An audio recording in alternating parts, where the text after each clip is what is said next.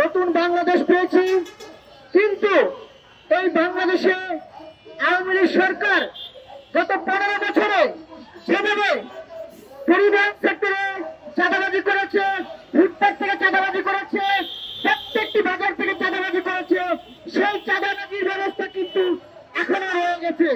আমরা দেখেছি এই জুলাই গণঅভ্যুত্থানের বুকে স্বৈরাচার হাসিনা যেভাবে চালিয়েছে, একইভাবে তার যারা দোষর ছিল সেই পরিবহন খাতের মাফিয়ারা অনেকে ধরা পড়েছে, অনেকে আত্মগোপন হয়েছে, অনেকেই দেশ ছেড়ে পালিয়েছে। কিন্তু এই আওয়ামী লীগ সরকারের যে পরিবহন সিন্ডিকেট ছিল, সেই পরিবহন সিন্ডিকেটে এখনো চাঁদাবাজি চলছে, এখনো দখলবাজি চলছে, শুধুমাত্র হাত বদল হয়েছে। আমরা একটি দলকে দেখেছি যারা বিগত সময়ে মজলুম ছিল, তারা এখন জালিমের ভূমিকা অবতীর্ণ হয়েছে। তারা বিভিন্ন জায়গায় আওয়ামী লীগ যেভাবে লুটপাট করেছে, দখলদারি করেছে, যেভাবে চাঁদাবাজি করেছে, তারা সেই আওয়ামী লীগের জায়গাগুলো ইতিমধ্যে দখল করে নিয়েছে।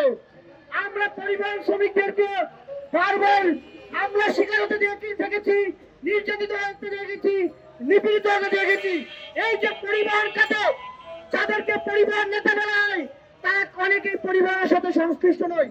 বাংলাদেশ এমন একটি দেশ, যেই দেশে কৃষক নেতা হচ্ছে 5 তলা বিল্ডিং এ থাকে, এয়ার কন্ডিশনের ভিতর থাকে।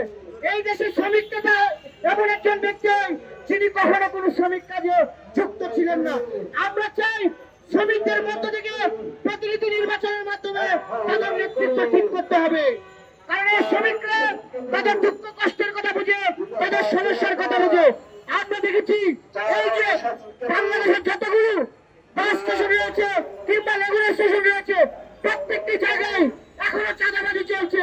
এমনকি আওয়ামী লীগ সরকারের মধ্যে চাঁদাবাজি চলতো, 4 থেকে দ্বিগুণ হারে এখানে চাঁদাবাজি করা হচ্ছে। আপনারা জানেন এই চাঁদাবাজি কারা করছে, এখানে কারা কারা জড়িত, এখানে অনেক উপরের রাঘব দলরা জড়িত রয়েছে, যারা পিছন থেকে এই চাঁদাবাজদেরকে মদত দিচ্ছে, সহযোগিতা করছে, বিনিময়ে তারাও একটি ভাগ পাচ্ছে। আমরা আপনাদেরকে বলবো, এই আওয়ামী লীগ সরকারের যারা চাঁদাবাজ ছিল তারা কিন্তু দেশে থাকতে পারে নাই। আপনাদেরকে মনে রাখতে হবে, আপনাদের বিরুদ্ধেও জনগণ যদি রাস্তায় নেমে, তাহলে আপনাদের অবস্থা কিন্তু একই রকম।